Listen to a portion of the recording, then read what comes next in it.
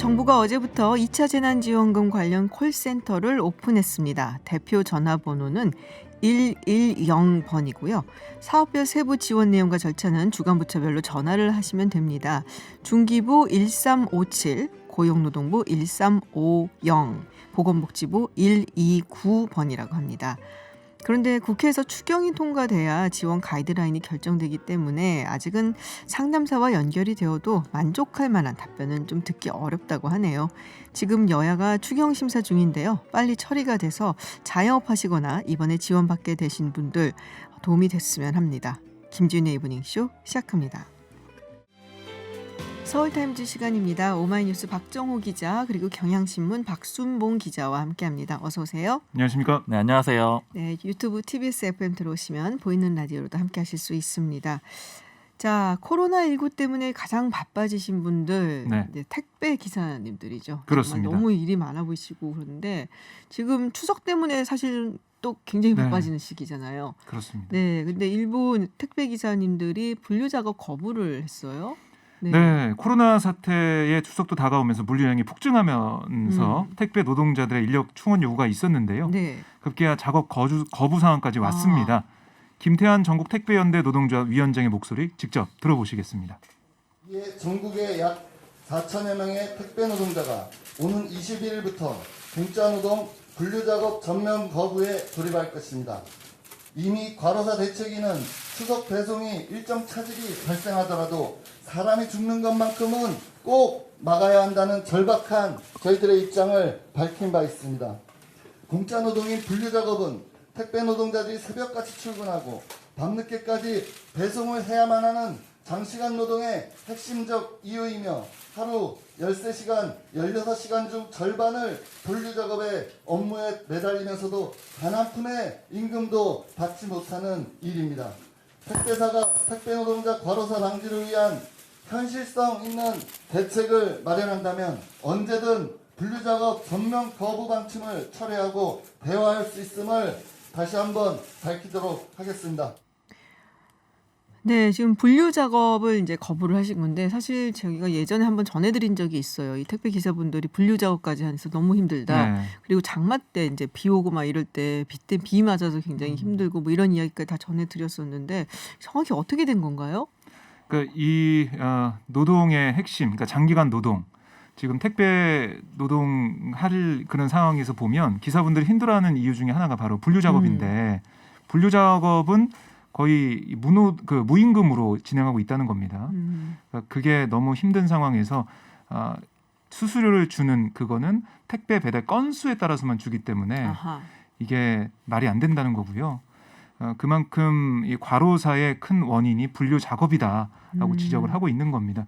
그러니까 그렇군요. 이게 사실 이 방송 들으시면서 잘 몰랐던 부분이 네네네. 있을 그럴 것 수 같아요. 있어요. 예. 그러니까 소비자, 그러니까 우리 택배를 받아보는 사람 입장에서도 좀 마음이 불편한 부분일 것 같습니다. 네, 그러니까 이분들이 우리는 얼핏 생각하기 그냥 배달만 하신다고 네. 생각을 하는데 분류 작업까지 해야 되고 실제로 임금을 받는 거는 이 배달을 하면서 한 건당 받는 건데 분류 작업은 안 들어가니까 그것도 상당히 이렇게 시간이 걸리는 일일 거란 말이에요. 굉장히 강도가 높은 노동이고. 그렇습니다.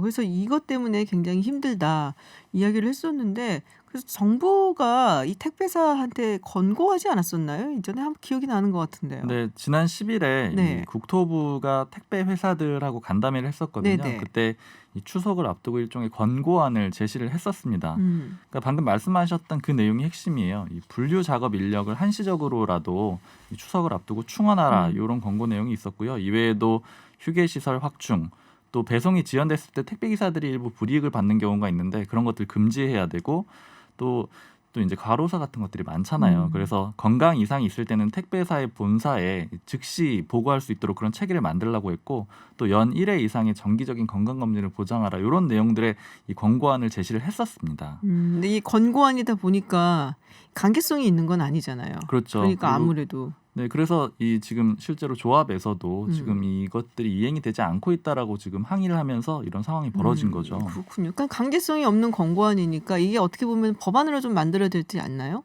네, 그래서 관련된 법안이 제출이 돼 있습니다. 그러니까 박홍근 민주당 의원이 지난 6월 18일에 발의한 생활물류 서비스산업 발전법 이걸 보면 택배 산업에서 택배 운전 종사자와 택배 분류 종사자 이걸 구분해서 분류 작업이 이 택배 노동자의 업무가 아니면 명확히 하고 있거든요. 네, 아직 통과는 안 됐지만 네. 이렇게 함으로써 이 관노동에서 벗어날 수 있게 그리고 분류는 분류대로 또 다른 노동자가 할 수 있게 이렇게 만든 건데요. 민주당 의원들 얘기를 들어보면 이 법안 처리하기 위해서 노력하겠다라고 얘기를 하고 있습니다. 장경태 민주당 의원은 국정감사 때 택배사 사용자들을 참고인으로 초청하는 것을 검토하고 있다 이런 얘기도 했고요. 이 법안 통과를 위해 노력하는 동시에 택배사와 택배 노동자가 상생할 수 있도록 하는 이 방안도 생각하고 있다 이렇게 얘기하고 있어요. 그리고 관련해서 내일 당정 논의도 이어지거든요. 네. 이번 추석 물류 대란도 우려된 상황에서 당정이 어떤 대책을 내놓을지 주목됩니다. 그렇군요. 택배사 입장에서는 인건비가 더 들어가니까 싫다고 분명히 생각을 할 거고 그렇지만 예. 또 너무 힘들잖아요. 기사님들이 지금 같은 때는 더군다나 코로나에다가 이제 추석까지 다가오고 명절이 있으니까. 그러니까 네. 이게 그러니까 올해만 해도 9분의 노동자가 돌아가셨습니다. 네. 그러니까 이게 해도 안 되니까 정말 그러니까요. 부득이하게 이렇게 이 작업을 거부한다라고 선언을 한 거거든요. 그러니까 오늘 아까 방금 들으셨지만 현실성 있는 대책, 과로사 방지를 위한 대책을 마련한다면 이걸 언제든지 작업을 시작할 수 있다라고 얘기하고 있어요. 네. 그러니까 좀 실질적인 대책이 필요해 보입니다. 솜방망이 권고가 아니라 실질적인 법안, 그러니까 강제성이 법적 구속력이 있는 것이 좀 필요하다라는 이야기인 것 같습니다. 자, 국민의힘이 권성동 의원 복당을 결정을 했습니다. 다른 분들도 갑자기 생각이 나긴 하는데, 네. 네, 일단은 이 권성동 의원 먼저 복당이 됐는데요. 네. 5개월 만입니다. 그러니까 원래 권성동 의원은 1순위이긴 했어요. 이게 왜냐면은 유일하게 복당 신청을 한 사람이거든요. 그러니까 권 의원이 이 무소속으로 출마하게 된 건 공천에서 배제됐기 때문이거든요. 거기에 불복을 해가지고 출마를 해서 당선이 됐고 이 당선되는 과정에서도 자신은 이 당선되면 바로 복당할 거라고 하고 네. 실제로 이 4.15 총선 다음 날 바로 복당 신청을 했습니다. 이 국민의힘에서는 이렇게 권성동 의원 복당한 거 뭐 어떤 배경이 있느냐, 그러니까 왜 하필 또 지금이냐 이런 것들을 좀 물어봤더니 그런 얘기를 하더라고요. 지금 추미애 장관 관련해서 이 법사위에서 한참 이 공방이 벌어지고 있는데 이 권 의원이 검사 출신이고 화력이 강하니까 거기에 좀 보태보려고 한다 이런 계획도 얘기를 했습니다. 그리고 함께 안건에 올랐었던 이은재 전 의원은 복당이 안 됐어요. 유보된 상태인데 이건 왜 안 됐느냐 이렇게 물어보니까 구체적으로는 얘기를 안 하는데 예상하는 그런 이유들 때문에 유보한 상태다. 아직 결정난 건 아니다 이렇게 얘기를 하더라고요. 그래서 해석을 해보자면은 이 사퇴하세요 이런 말로 많이 잘 알려져 있잖아요. 그리고 뭐 강경 보수 이미지를 가지고 있고요. 그래서 이 김종인 위원장 체제에서 중도화 추진하고 이러는 상황에서 이 이은재 전 의원의 복당을 받아들이는 게 조금 고민이 되는 지점이다 이렇게 해석이 될 수가 있습니다. 다른 분들은요? 지금 뭐 이제 나머지 3명의 복당 여부를 보면은 조금 이게 연애할 때 밀당 같다 이런 생각이 좀 드는 게 이 김태호 의원한테 물어보니까 일괄 복당에 대한 메시지가 있기를 바랬었다. 그런데 뭐 이번에 이게 해준 거는 개별 복당에 대한 시그널이 있으니까 이제 절차를 밟겠다 해서 지금 이제 복당 신청을 한 걸로 알려져 있고요. 그러니까 지금 나머지 의원들은 좀 이런 겁니다. 뭐 홍준표 의원을 비롯해서 다 이 당에서 일괄로 싹 들어와라 그렇게 좀 손짓을 해주기를 바라고 있는 거죠. 근데 그런 과정은 없었고 복당 신청한 사람만 허가를 딱 해준 거잖아요. 그러니까 조금 뭐 뻘쭘해졌다라고 할까요? 그런 상황이고 특히 홍준표 의원은 사실은 좀 어렵습니다. 왜냐하면 김종인 위원장 체제 출범할 때 많이 싸웠잖아요. 사이가 좀 안 좋으시죠? 네, 그리고 네. 조금 안 좋은 게 아니고 그때 이 김종인 위원장에 대해서 자신이 90년대 이 구속시킨 검사다 이런 점을 막 강조를 하면서 표현을 뇌물 브로커다 이렇게 비판을 했기 때문에 김 위원장으로서는 결코 심기가 좋지가 않고요. 또 이 중진 의원들하고 초선 의원들 간의 대립 구도가 있는데 이 초선 의원들은 홍 의원이 들어오는 것을 지금 반대하고 있거든요. 그러니까 이런 상황들까지 좀 복합적으로 진행이 되고 있습니다. 그렇군요. 자, 민주당이 오늘 화상 워크숍을 열었다고 이야기를 들었습니다. 네. 이낙연 대표가 사실은 이 얘기가 좀 많이 커졌었어요. 네티즌들이 온라인에서 네. 얘기를 많이 해서 추장관자 아들 의혹을 방어하려다가 박성준 의원이 안중근 의사 발언 있었고 네. 또 홍영표 의원이었던가요? 네, 쿠데타 어제, 이런 데 있었고 저희도 법무장관 소개를 후보자 해드렸죠. 인사청문회. 뭐 이 부분에 대한 얘기는 없었나요? 네, 거기에 대해서는 뭐 없었던 걸로 좀 전해지고 있고 이낙연 대표는 오늘 화상 워크숍에서 추경 처리를 제일 급한 과제로 강조를 했습니다. 그렇군요. 김태년 원내대표는 일하는 국회가 제일 중요하다. 그리고 K 뉴딜 그리고 개혁 과제, 공수처나 검찰 개혁 이런 것들을 강조를 했는데 사실 민주당 내부에서도 안중근 의사 관련된 그러니까요. 발언에 대해서는 네. 좀 너무 나갔다 이런 얘기가 좀 나오고 있고요. 강창일 전 의원 같은 경우는 이게 오해라기보다는 오버가 지나쳤다라고 지적을 했고 홍익표 의원도 바람직한 게 아니라 사과하고 수정을 했다라고 얘기했어요. 그러니까 어제 박성준 원내대변인이 논평을 냈다가 논란이 되니까 안중근 의사 관련된 걸 빼고 다시 논평을 재발송을 했는데요. 그러니까 이게 잘못된 거니까 사과하고 수정한 거다라고 일단락 지으려는 모습입니다. 그렇군요. 지금 안철수 대표도 그렇고 또 국민의힘의 또 갑자기 이름이 생각이 안 나는데 윤봉길 윤주경 네네네. 의원이요. 네. 지금 뭐 네, 강하게 지금 비판의 목소리를 냈어요. 그렇습니다. 이게 어제 야당에서 비판의 목소리가 네. 강하게 나왔었죠. 일단 안철수 국민의당 대표는 이 자신이 같은 수능 안 씨라고 하더라고요. 그래서 어제 페이스북에 글을 썼는데 이 지하에 계신 순국 선열들께서 통탄할 일이다. 정말 막 나가도 너무 막 나가는 것이다. 이렇게 비판을 했고요. 이 말씀하신 윤봉길 의사의 장손녀입니다. 이 윤주경 의원은 너무나 참담하다라고 어제 밝혔는데 원래 말을 안 하려고 그랬다 그래요. 그런데 어떻게 감히 서 씨를 안 의사와 비교할 수가 있느냐 이렇게 얘기를 하면서 비판을 했습니다. 그리고 오늘은 이 안중근 의사 후손 이 10여 명이 민주당에 항의 성명을 내기로 했다라고 밝혔는데요. 그러니까 지금 요구하는 바는 이겁니다. 이 논평을 냈던 박성준 이 원내대변인의 사퇴 그리고 이낙연 대표의 사과를 요구하겠다라는 거예요.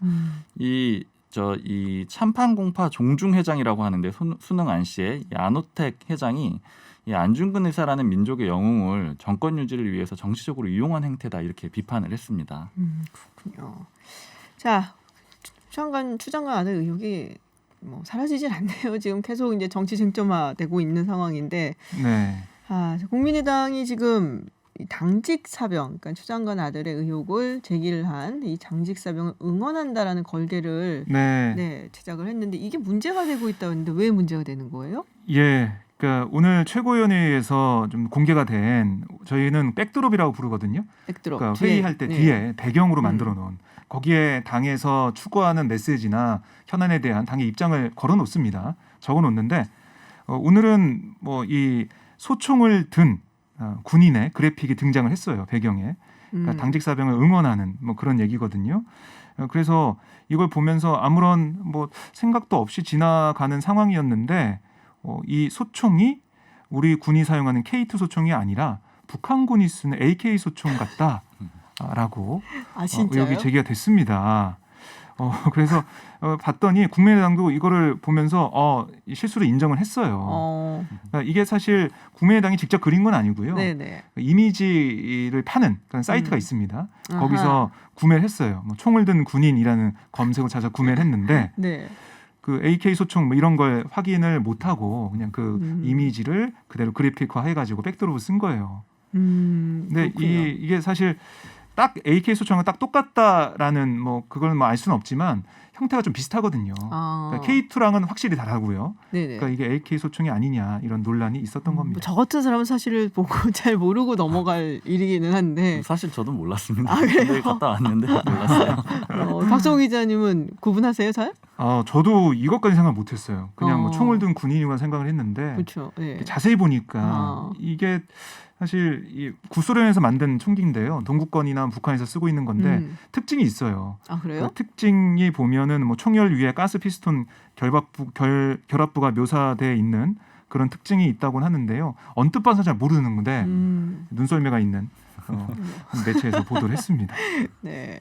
자, 오늘도 추 장관이 대정부 질문에 나왔습니다. 이게 지금 쟁점이 되는 부분 중에 하나가 국방부에 민원을 넣었냐 안 넣었냐, 그러니까 누가 넣었냐, 그렇죠. 그 부분이 사실 쟁점이 되고 있는데, 좀 헷갈리실 것 같아요. 네. 그러니까 왜냐하면은 계속 같은 내용이 청취자분들께서는 반복된다는 느낌을 받으실 것 같거든요. 같은 질문에 같은 답변. 그러니까 이게 오늘 추가적으로 이 답변이 또 요구가 된 건 뭐였냐면 어제 신원식 국민의힘 의원이 의혹을 제기했거든요. 어떤 의혹이었냐면 이 익명의 제보를 인용해서 이 국방부 민원실에 전화한 사람은 여성이었다. 요 의혹. 그리고 이 누구랑 통화했는지 기록을 남겨놨는데 거기에는 추 장관 남편 이름이 적혀 있었다. 이 의혹이 나왔기 때문에 이 국민의힘에서 추가적으로 다시 또 질의를 한 겁니다.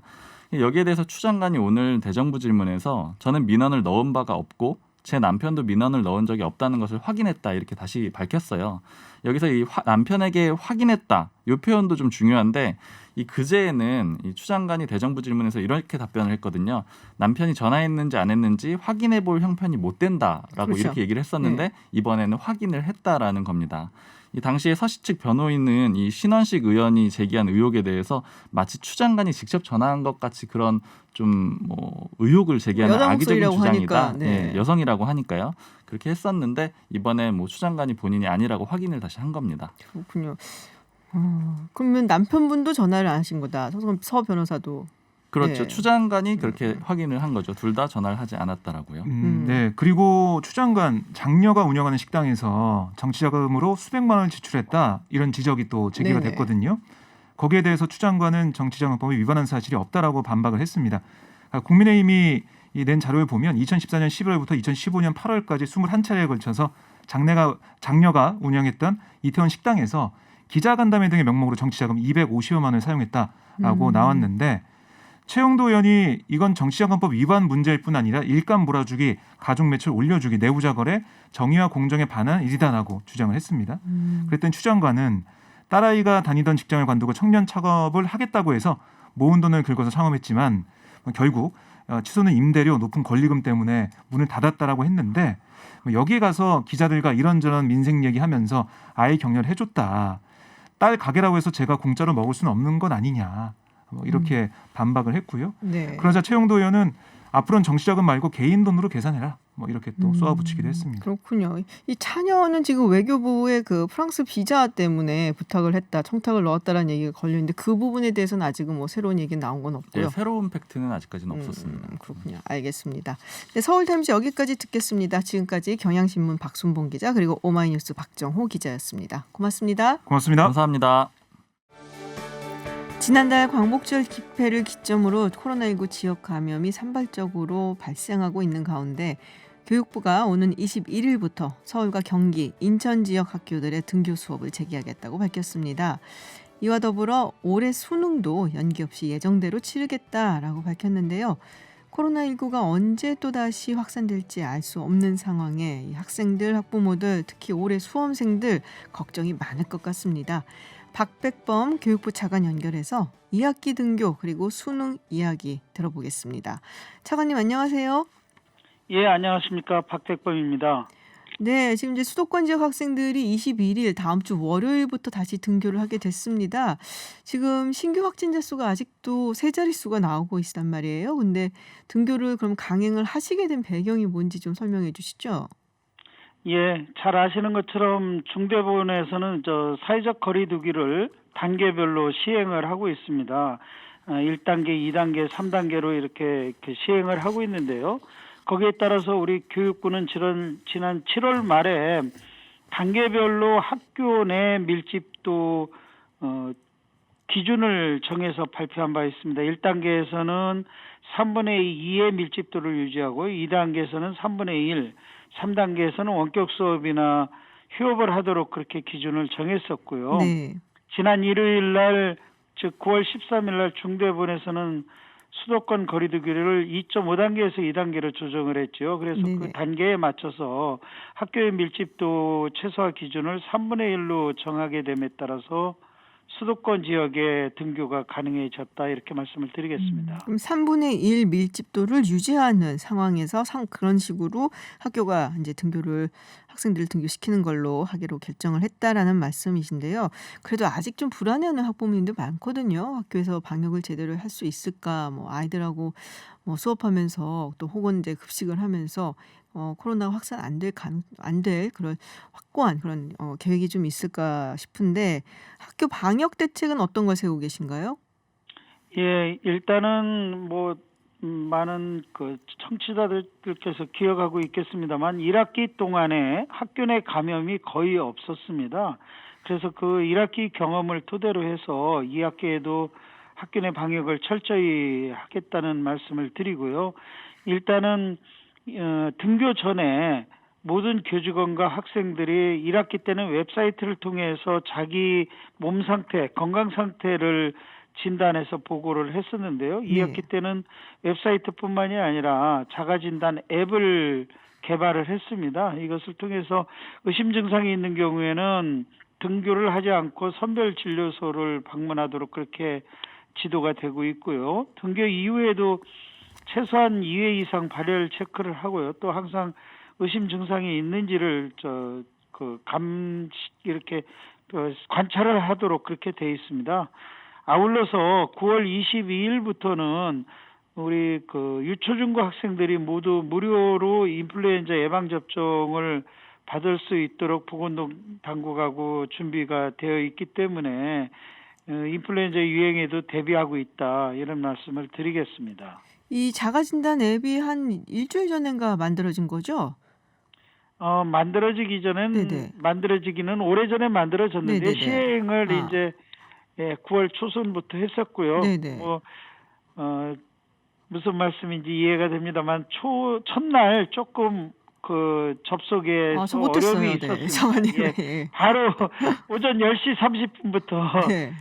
정상화가 됐었습니다. 그래서 네네. 지금은 잘 사용이 되고 있다는 네. 말씀을 드리겠습니다. 네, 지금은 잘 되더라고요. 잘 되는데 지금 근데 그 자가진단 앱이 사실은 아침마다 이제 아이들이 해오던 그 웹사이트라든지 뭐 이런 걸 하던 거랑 큰 차이는 사실은 없거든요. 그러니까 1학기 때 했었던 방역 대책이 사실상 2학기 때도 비슷하게 간다라고 보면 되는 건가요? 예, 비슷하게 가면서 이제 강화돼서 가고 있다, 그런 말씀을 드리겠습니다. 근데 추석 연휴가 이제 곧 다가오고 있단 말이에요. 그런데 아이들이 뭐 학교마다 조금씩 시스템이 다르겠지만 이렇게 격주로 가는 그런 학교들도 있고, 이게 뭐 학급 따라 가고 뭐 학년 따라 다르게 이제 격주로 가기도 하는데, 그러면은 어떤 학년이나 어떤 학급은 추석 연휴 때문에 안 가겠어요. 그래서 그러면 또 실효성도 별로 좀 떨어지지 않을까라는 생각도 드는데요. 예, 말씀하신 대로 이제 추석 연휴가 끼어 있고요. 그 추석 연휴가 오늘도 중대본에서 걱정되는 상황이다는 말씀을 드렸는데요. 네. 우리 학교를 다니는 학생이 있는 가족은 누구보다도 더 추석 연휴와 추석 연휴 일주일까지는 특별하게 방역에 대해서 신경을 써주셔야 될 것으로 이렇게 생각이 됩니다. 학교에 격주로 가던 또는 격일로 가던 간에 그거에 관계없이 추석 때는 좀 이동을 자제를 해주고요.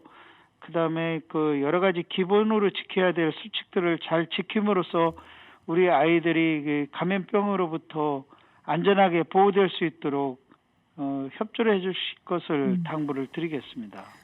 그렇군요. 근데 지금 이렇게 사실 이제 3분의 1 밀집도를 유지해야 된다 말씀을 하셨는데, 지금 이거를 이제 각 지역 교육청에서 그 말을 따라서 다 같이 하는 게 가능한지, 왜냐면은 이제 보면은 그게 좀 학교마다 조금 다른 것 같거든요.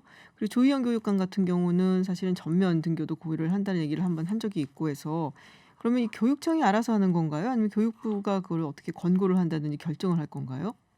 예, 조금 정정해야 네. 될 게 있는데요. 서울교육감님께서 발표하신 거는 네. 10월 12일, 그러니까 추석 연휴 지나서 지나고 일주일 나서. 지난 다음부터 초등학교 1학년과 중학교 1학년은 상시 등교를 하고 나머지 학년에서는 번갈아 가면서 등교하는 조치를 저희 교육부와 중대본에 요청한다, 이렇게 말씀을 하셨던 거고요. 네네.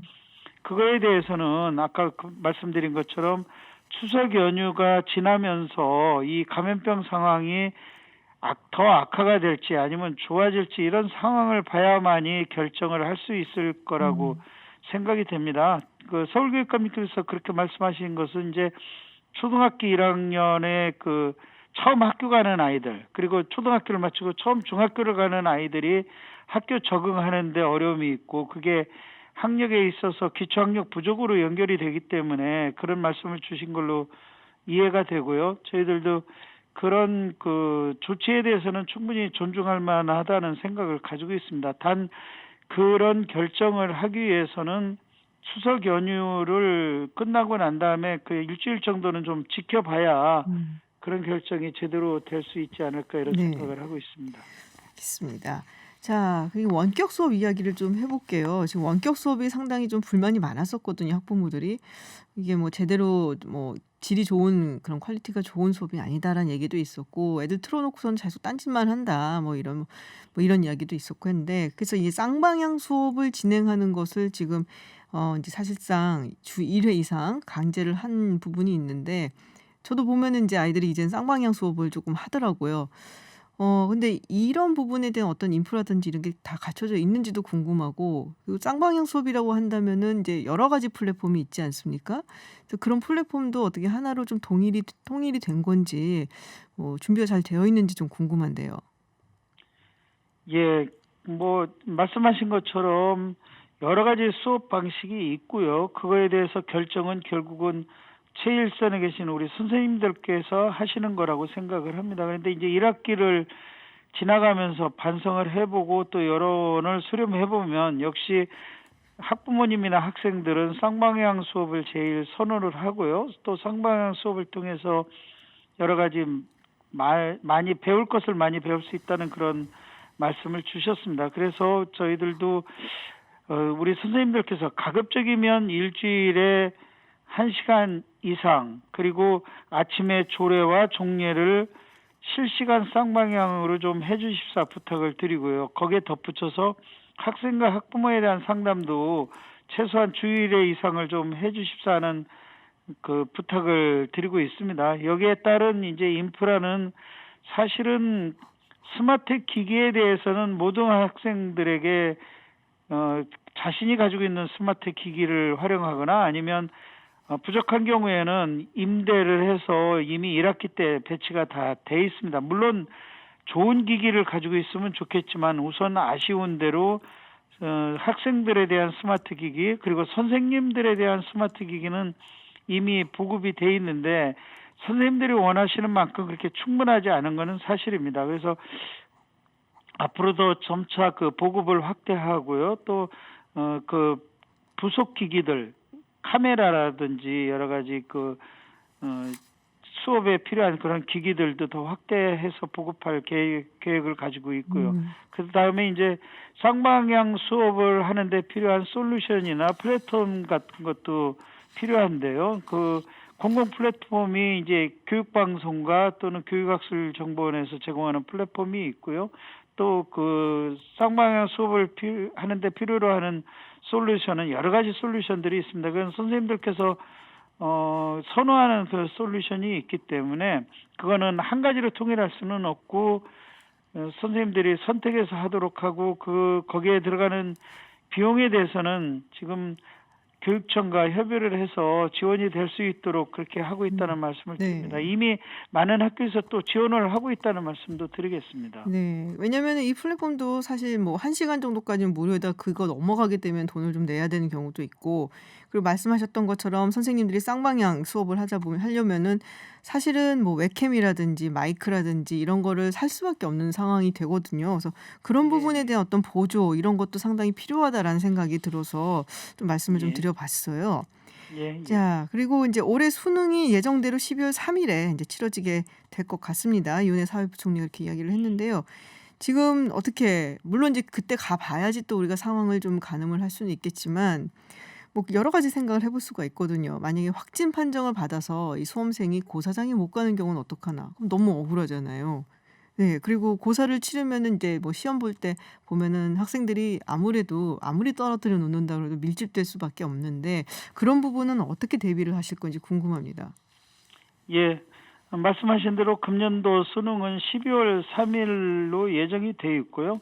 금년만큼은 특히 이렇게 코로나19 상황에서 치러지는 수능은 모든 국민들께서 협조를 해주시는 국민 수능으로 좀 치러야 되겠다는 그런 간곡한 호소를 드립니다. 조금 더 구체적으로 말씀드리면 건강한 수험생뿐만이 아니라 확진자나 자가격리자까지 다 수능에 응시할 수 있도록 저희들이 방안을 강구하고 있습니다. 예를 들어서 확진자의 경우에는 병원이나 생활치료센터에서 있을 건데요. 그런 경우에 방호복을 입은 저희들 감독자가 직접 가서 감독을 하면서 수능을 치를 수 있도록 할 것이고요. 자가격리자의 경우에도 지역마다 일정한 그 수험장을 마련해서 수능을 치를 수 있도록 그렇게 할 예정으로 있습니다. 그래서 이 12월 3일 날 치러지는 수능이 제대로 잘 치러지기 위해서는 그 시기만큼은 특히나 뭐 항상 그래야 되겠지만 코로나19 감염 상황이 양호한 상태가 될 수 있도록 국민 모두가 같이 좀 협조를 해주시는 그런 국민 수능이 될 수 있도록 도와주실 것을 간곡하게 부탁을 드립니다. 그럼 확진을 받은 학생 같은 경우에는 이제 방호복을 입고 거기에 이제 뭐 시험 문제를 가지고 간다라는 말씀이신 것 같은데 아픈 학생이 시험을 제대로 몸 상태가 안 좋은데 볼 수 있을까요?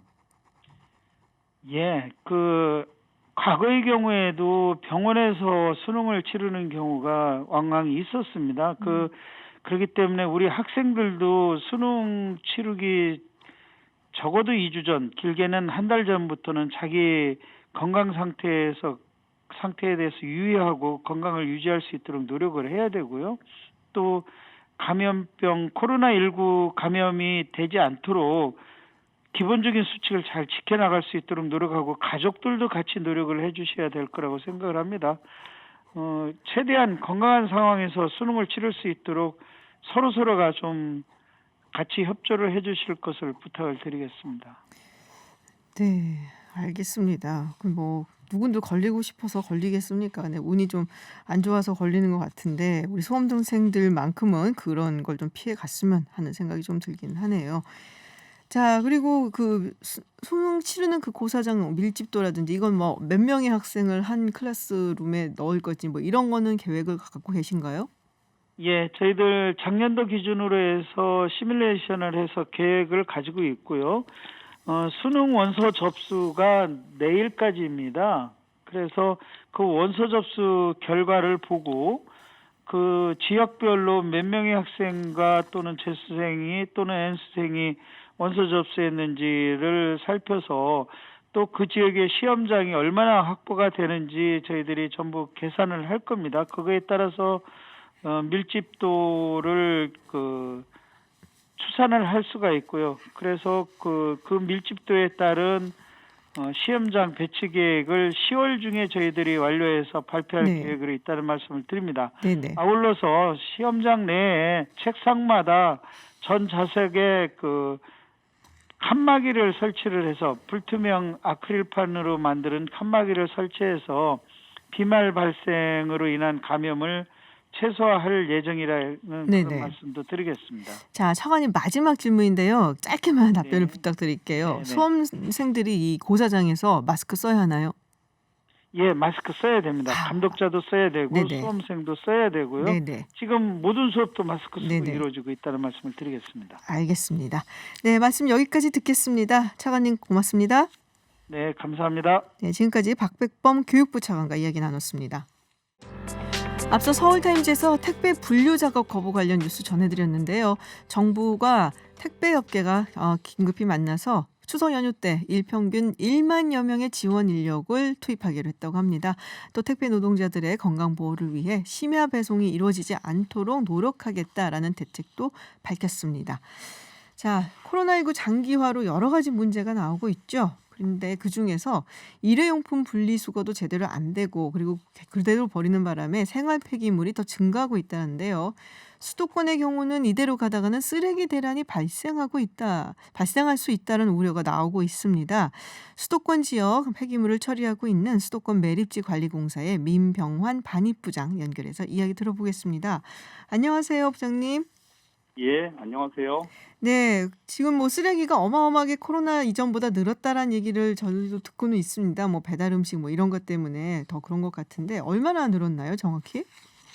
예, 일단 그걸 설명드리기 전에 네, 예, 수도권 매립지에 반입되는 폐기물은 네, 크게 우리 가정에서 발생되는 이제 생활 폐기물이 있고 네, 네. 또 사업장에서 발생되는 이제 사업장 폐기물이 있습니다. 아하, 그래서 이제 전체적으로 보면 우리 이제 전체 폐기물 반입량은 작년 동기 대비해서 약 한 14.5% 정도 감소한 거로 나타나고 있습니다.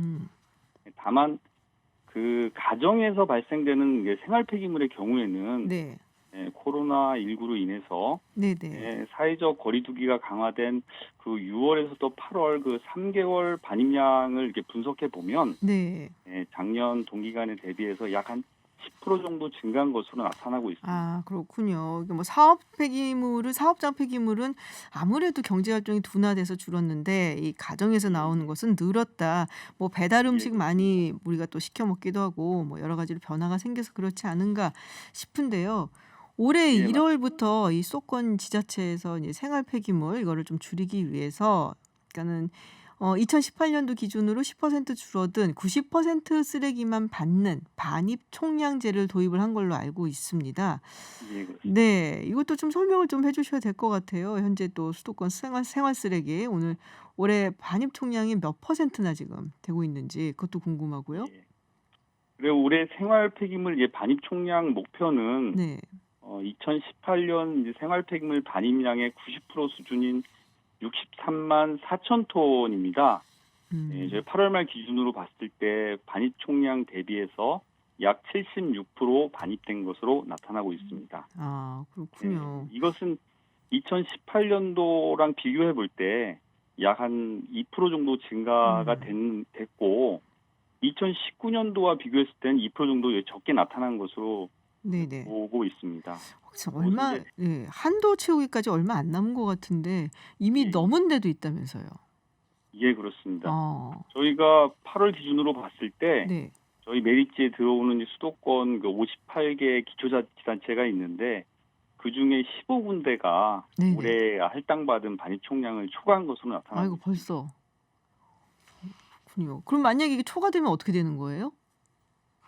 반입 총량을 초과한 이제 자치단체는 내년도에 그 총량 초과분에 대해서 네. 추가로 반입 수수료를 부담하게 됩니다. 또한 아하. 해당 자치단체 폐기물이 한 5일간 반입이 제한됩니다. 그렇군요. 지금 15곳이라고 말씀하셨는데 연말까지 그러면 좀 늘어나지 않을까요? 연말까지 저희가 자체적으로 분석해 보면 네. 전체 기초자치단체 중에서 약 한 70%인 네. 40곳으로 예상되고 있습니다. 그렇군요. 근데 이게 인제 이미 한도가 넘은 곳들도 있고 그래서 이렇게 좀 준수를 하려고 서로 지자체끼리 이렇게 품앗이처럼 하는 경우도 있다고 들었어요. 이거를 사실 한도를 그냥 "여기까지만 해라." 뭐 "여기까지는 넘지 마라."라고 말만 하기는 쪼금 힘든 상황이 아닐까도 싶거든요. 그렇습니다. 네. 그래서 이거를 뭐 어떻게 보면은 좀 이제 시민 차원에서 먼저 이게 일어나야지 그래야지 사실 뭐 지자체가 원해서 쓰레기를 더 많이 하는 것도 아니잖아요. 그렇습니다. 네. 그러면은 자 이게 쓰레기가 이렇게 많아지면은 수도권 매립지도 포화 상태가 될 거다라는 이야기가 나오고 있습니다. 공사 측에서는 언제쯤 이 포화 상태가 될 거라고 보고 계신가요? 정확한 시점은 그 반입량이 이제 가변적이어서 네. 특정하기는 좀 어려운 부분이 좀 있습니다. 음. 다만 저희가 이제 생활 폐기물과 사업장 폐기물 감축 노력을 지속적으로 하고 있고 그런 반입량 관리가 제대로 된다면 설계 당시에 2025년 8월까지 예상하고 있습니다. 그래서 그때까지는 매립이 가능할 것으로 판단하고 있습니다. 그때까지는 매립이 가능할 것으로 판단하고 있다. 근데 이게 사실 이제 매립지도 이제 필요한 거잖아요. 그렇습니다. 예. 근데 이게 찾는 게 쉽지가 않죠. 주민들 반발도 있고. 그래서 2025년까지 하면 길게 느껴질 수 있는데 현재 대체 매립지가 이제 확정되지 않은 상태이고 또 대체 매립지 조성을 위해서는 지금 실시 설계하는데 2년, 기반 시설 공사인데 3년이라는 또 최소한의 절대 소요 기간이 필요합니다. 이러한 기간을 고려한다면 앞으로 남은 5년이라는 기간이 매우 촉박하다고 볼 수 있습니다. 아, 그렇게 많은 시간이 남은 것이 아니다. 예. 그러면은 이 수도권 매립지 관리 공사에서는 어떤 계획을 갖고 계세요? 지금 뭐 확보도 해야 되고 건설도 해야 되고 하는데. 우선적으로 공사는 이제 현재 사용 중인 이제 3-1 매립장이 네. 당초 설계 기간까지 매립이 좀 안정적으로 진행될 수 있도록 생활 폐기물 반입 총량제와 함께 그 사업장 폐기물 반입 관리 강화 등 다양한 감축 노력을 추진하고 있습니다. 아울러 이제 환경부나 서울, 인천, 경기도와 함께 올해 그 대체 매립지 조성을 위한 이제 골든 타임으로 좀 인식하고 3-1 매립장 매립 완료 이전에 대체 매립지가 좀 조성될 수 있도록 긴밀히 또 협력해 나갈 계획입니다. 네, 알겠습니다. 네, 말씀 여기까지 듣겠습니다. 오늘 고맙습니다. 예, 감사합니다. 네, 지금까지 민병환 수도권 매립지 관리공사 반입부장과 이야기 나눴습니다. 네, 잠시 후 3부 목요일의 화이터에서는요. 공수처 후속 입법을 발의한 여당 그리고 이를 비판하는 야당 신경전 그리고 인천공항 구본환 사장의 자진 사퇴 요구를 둘러싼 논란 짚어보도록 하고요.